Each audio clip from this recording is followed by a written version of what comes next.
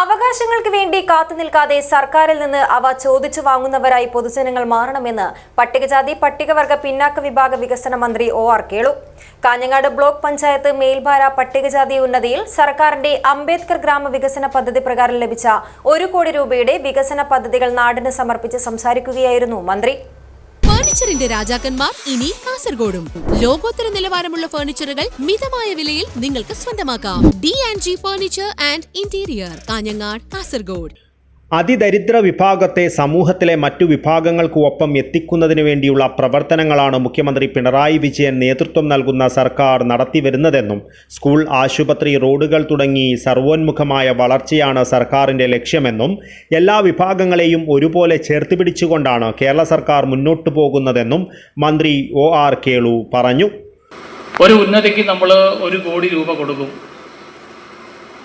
ആ 1 കോടി രൂപയിൽ ഒതുങ്ങുന്ന രീതിയിലുള്ള പ്രവർത്തനം നമ്മൾ നടത്തുകയാണ്. കുറച്ച് GST ഒക്കെ പോകും. 1 കോടി എന്ന് പറയുമ്പോൾ 1 കോടി പൂർണ്ണമായിട്ട് കിട്ടില്ല, നമുക്കറിയാമല്ലോ അല്ലേ.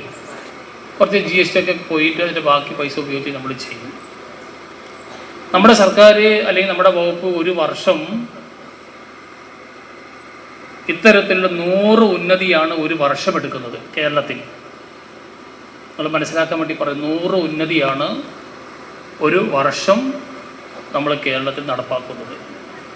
കേരളത്തിലെ 140 നിയോജക മണ്ഡലങ്ങളിലായി 100 എണ്ണം. CH കുഞ്ഞമ്പു MLA അധ്യക്ഷത വഹിച്ചു. ജില്ലാ നിർമ്മിതി കേന്ദ്രം general manager EP Rajmohan report അവതരിപ്പിച്ചു. Kanhangad block panchayat president K Manikandan, Uduma grama panchayat president P Lakshmi എന്നിവർ സംസാരിച്ചു.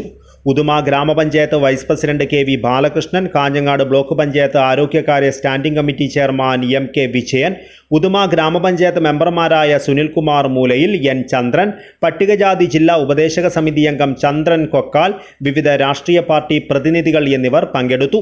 ജില്ലാ പട്ടികജാതി വികസന ഓഫീസർ KV രവിരാജ് സ്വാഗതവും കാഞ്ഞങ്ങാട് ബ്ലോക്ക് പട്ടികജാതി വികസന ഓഫീസർ PB ബഷീർ നന്ദിയും പറഞ്ഞു.